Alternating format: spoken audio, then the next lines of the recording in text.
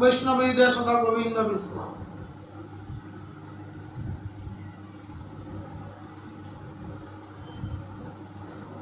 আমি ভগবানের কাছে প্রার্থনা করি ওনাদের পরিবারে সব কৃষ্ণ ভক্তি হোক, সবাই ভগবানের প্রিয় হোক,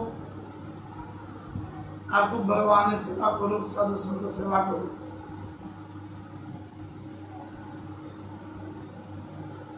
আমি তার দোকানে গেলে বা তার বাড়ি গেলে সব সময় উনি বৈষ্ণবকে কিভাবে দণ্ডবোধ করতে হয়, প্রণাম করতে হয়। যত ভিড় থাকুক ওনার দোকানে, যদি দেখছে যে প্রভু আসছে, তিনিও উনি দোকানের থেকে বার হয়ে প্রভু ধন্যবাদ হাঁটু গেড়ে ষষ্ঠ প্রণাম করবেন।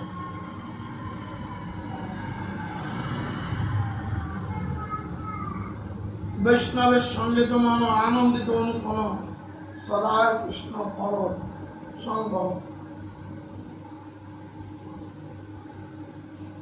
তো যাই হোক, এই দামোদর অষ্টকমের সত্যবত মুনিকে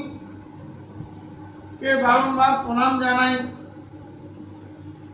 উনি প্রচুর পরিমাণে কৃপা করুন, আমাদেরকে কৃষ্ণ ভক্তি প্রদান করুন।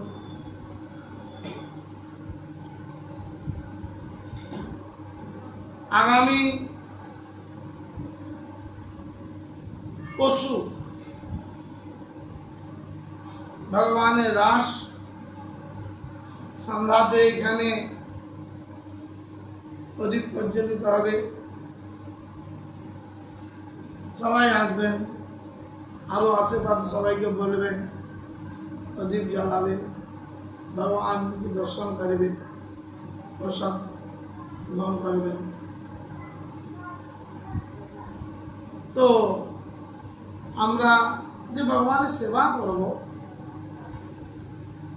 কিভাবে করব, আর এই সেবার অধিকার কে দিবে,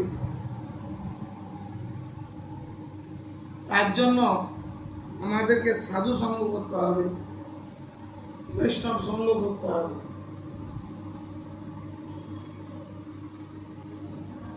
সাধু বৈষ্ণবের শ্রীমুক্তিকে শ্রবণ করে আমরা ভগবানের সেবা পদ্ধতি জানব, ওনাদের থেকে আদেশ দেব, ওনারা আদেশ করবেন, সেইভাবে আমরা সেবা করব।